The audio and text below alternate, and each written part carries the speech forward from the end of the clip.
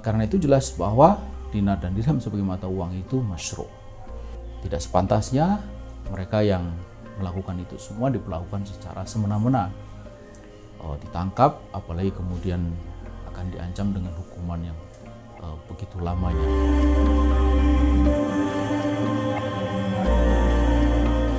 Bismillahirrahmanirrahim. Assalamualaikum warahmatullahi wabarakatuh.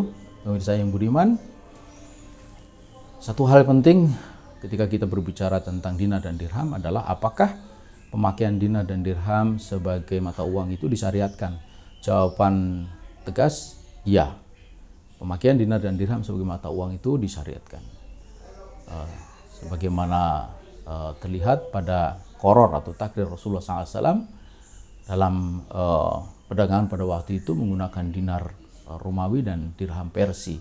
Kemudian Rasulullah SAW juga menetapkan wazan atau timbangan Quraisy pada dinar seberat 4,25 gram emas dan pada dirham seberat 2,975 gram perak murni.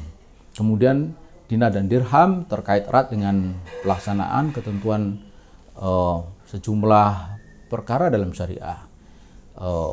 Batas hukuman potong tangan seperempat dinar atau lebih dalam pencurian, kemudian nisab zakat 20 dinar dengan zakatnya sebesar setengah dinar, begitu juga 200 dirham dengan zakat 5 dirham.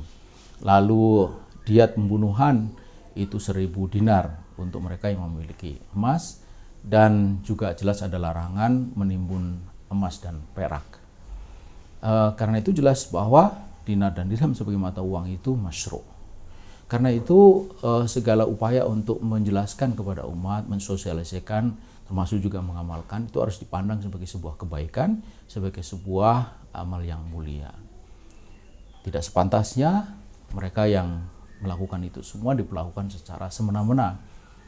Ditangkap, apalagi kemudian akan diancam dengan hukuman yang begitu lamanya. Bahwa mungkin kegiatan sosialisasi dan pengamalan terkait masalah dinar dan dirham itu tidak sesuai dengan ketentuan hukum yang ada, itu wajar. Sebagaimana juga yang dulu pernah dialami dalam kasus perbankan syariah dan juga pemakaian kerudung pada siswi SMA tahun 80-an.